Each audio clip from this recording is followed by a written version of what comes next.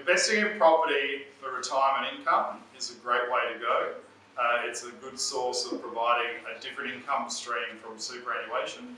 And how would you go about it? So what you need to do is a general rule of thumb, and if you Google it, it's not rocket science. I'm not going to say that I'm the only one that thinks about it.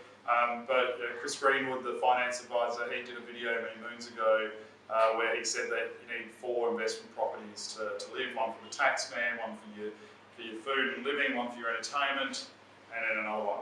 Right? So it really doesn't matter. But so what you'd end up doing is then, for retirement income, you would actually be looking at 5 properties, because you need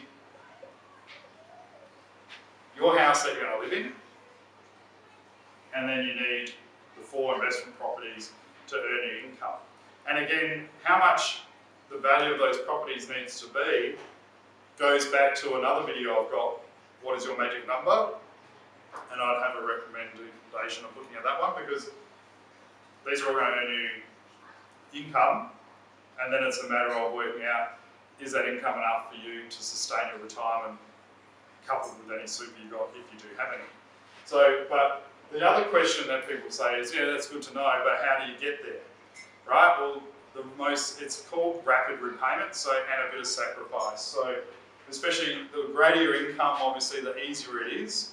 But you'd be surprised at how many people, even with greater incomes, larger incomes, say 200,000 plus combined, are still quite wasteful with money. So they'll say, oh yeah, but I like to buy my $150,000 Mercedes, I like to go on my $50,000 ski holiday once a year, all that sort of stuff. That comes at a cost. That comes at the cost of trying to accomplish this dream. However, if you channel your energy into getting rid of this debt first, which is non-tax deductible, the faster you can do that, the better. Now, in another video, check it out, I talk about zero cash flow properties where they don't cost you anything to hold. So in an ideal world, let's say all 4 of these are zero cash flow cost properties, so they're not costing you anything to run, right? That might not be the case always, but we're going to do that for this one. Now, once you've funneled your money here, and let's say we've got a $300,000 property, a 250, a 400, and we've got another 300,000 property. The rent for those is 15k, 17k, 12,000, and 15,000. Right? They're all breaking even. But what happens is, once we've paid this house off, we can start targeting this one. Once we start getting this mortgage down with the running cost below that $15,000, well then any surplus money can then start sloshing into that one.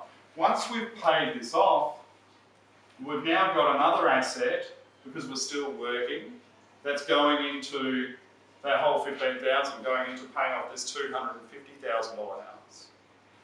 Right? And then once we've got this one paid off, so we've done that one, and then once we've got this one paid off, now we've got 2 rents, plus our own money going in to pay that one. So it becomes self-perpetuating.